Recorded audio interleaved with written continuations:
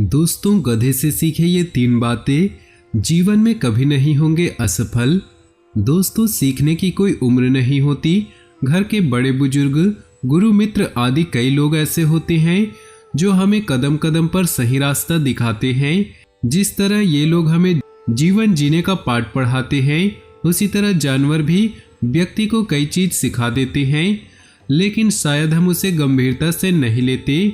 इस धरती पर ऐसा कोई जीव नहीं जिसे ईश्वर ने बिना गुणों के पृथ्वी पर भेजा हो। एक गधे से क्या सीखना चाहिए वो बताएंगे। जीवन में सफल होना चाहते हैं तो गधे के इन 3 गुणों को जरूर अपनाएं।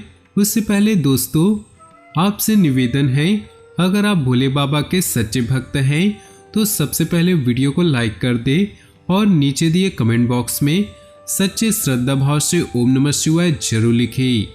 दोस्तों, इन गुणों को हम विस्तार से बताएंगे और इन गुणों से संबंधित कहानियों को आपको बताएंगे, तो वीडियो को शुरू से लेकर अंत तक देखिएगा।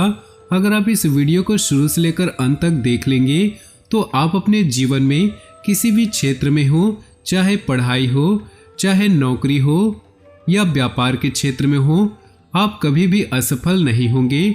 तो ध्यान से देखिएगा। पहला है संतुष्ट रहना। जो प्राप्त है वही पर्याप्त है। ये खुशहाल जीवन जीने का सबसे बड़ा मंत्र है। इसे जितनी जल्दी अपना ले उतना ही अच्छा होता है। जो हमारे पास है उसमें संतुष्ट रहना चाहिए। होड़ की दौड़ में हिस्सा न ले, लालच को खुद पर हावी न होने दे। ऐसा करने से आप हमेशा परेशान रहेंगे और खुशियां कभी आपके द्वार नहीं आएंगी। खुशी पाने के लिए मनुष्य यहाँ वहाँ भटकता रहता है, जबकि खुशी उसके अंतर मन में निहित होता है। ज्यादातर लोग यह बात जानते हुए भी इस अनजान बने रहते हैं। हमारी खुशी का सीधा संबंध संतोष संतुष्टि से है और हमारा आंतरिक दृष्टिकोण ही हमारे अंदर सच्चे मायने में खुशी की भावना का एहसास कराता है। कुछ लोग यह सोचते रहते हैं कि अमुक वस्तु मिल जाए तो उनका जीवन खुशियों से भर जाएगा, लेकिन जब उन्हें वो चीज मिल जाती है तो भी वो खुश नहीं रहते।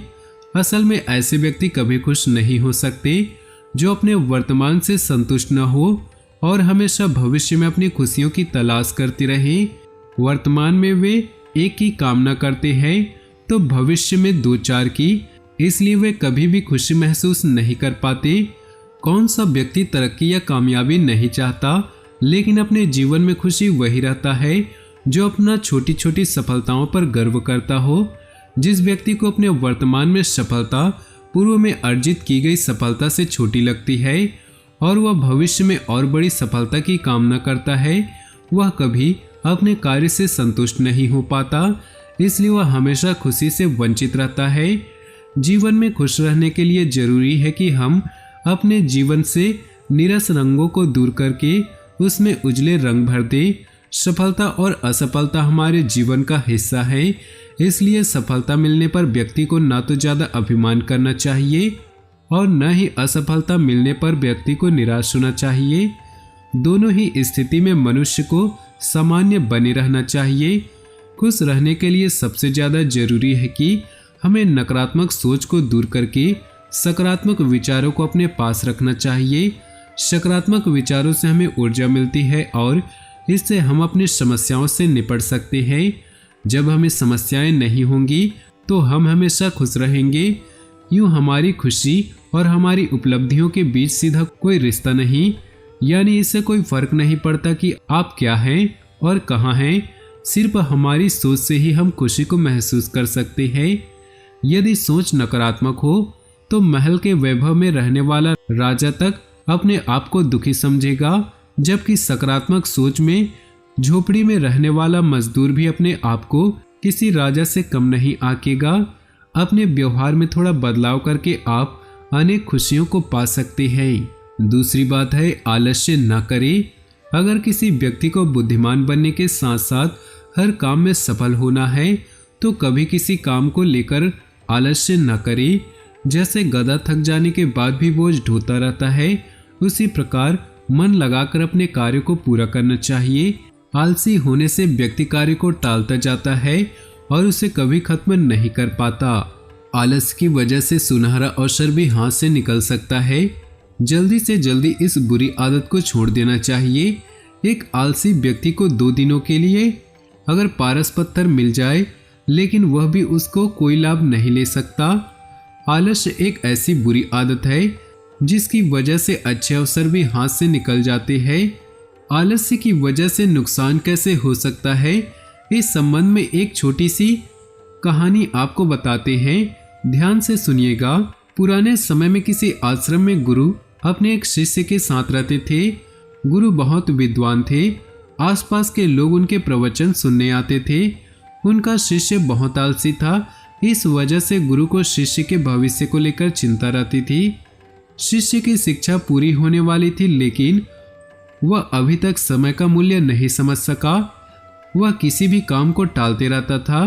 गुरु ने सोचा कि शिष्य को समय का महत्व नहीं समझाया तो इसका जीवन बर्बाद हो सकता है।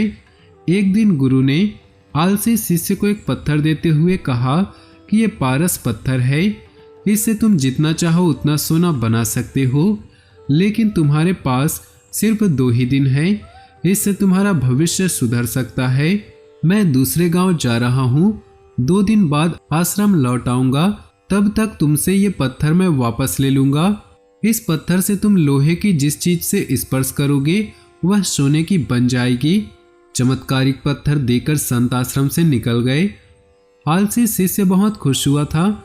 उसने सोचा कि मैं इस पत्थर से जितना सोना बना लूंगा कि मेरा पूरा जीवन ऐश और आराम में व्यतीत हो जाएगा।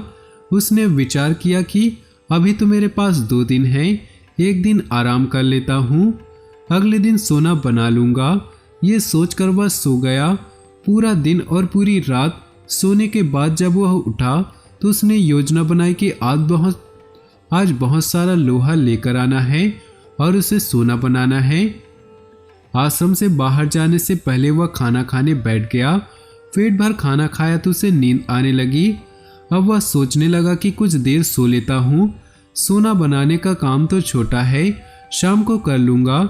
लेटते ही उसे नींद आ गई। वह गहरी नींद में था, उसे मालूम न चला और सूर्यास्त हो गया। दिन खत्म होते ही गुरु आश्रम में लौट आए। गुरु ने शिष्य से वह पत्थर वापस ले लिया।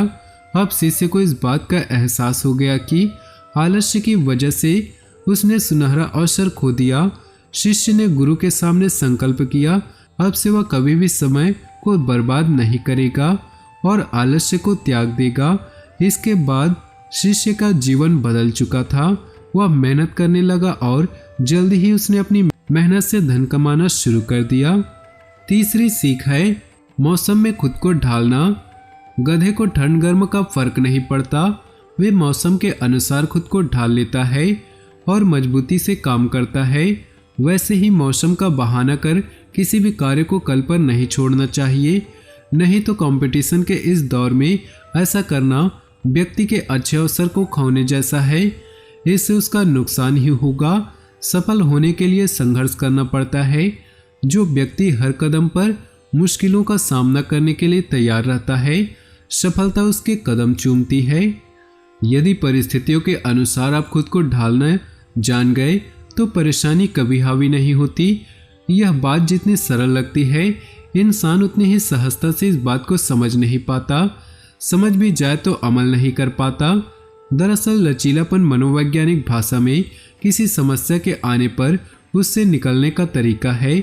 हमें समझना होगा कि हर चीज केवल काली या सफेद नहीं होती, इसके बीच एक स्लेटी रंग भी होता है। 100% आपको ऐसा ही रहना है, यह अपना तरीका ठीक है। यह मानसिकता समस्या को निपटने में मदद नहीं कर सकती। इसलिए कहा जाता है कि लचीले हो तो बुरा समय आपका ज़्यादा नुकसान नहीं पहुंचा सकता। तो दोस्तों, आज का ये खास वीडियो आपको पसंद आया हो तो वीडियो को लाइक कर दे और नीचे दिए कमेंट बॉक्स में सच्चे श्रद्धा भाव से ओम नमः शिवाय जरूर लिखें। साथ ही वीडियो को अपने दोस्तों और परिवार के साथ व्हाट्सएप ग्रुप में शेयर करना बिल्कुल भी ना भूलें। आपका दिन शुभ हो, मंगलमय हो।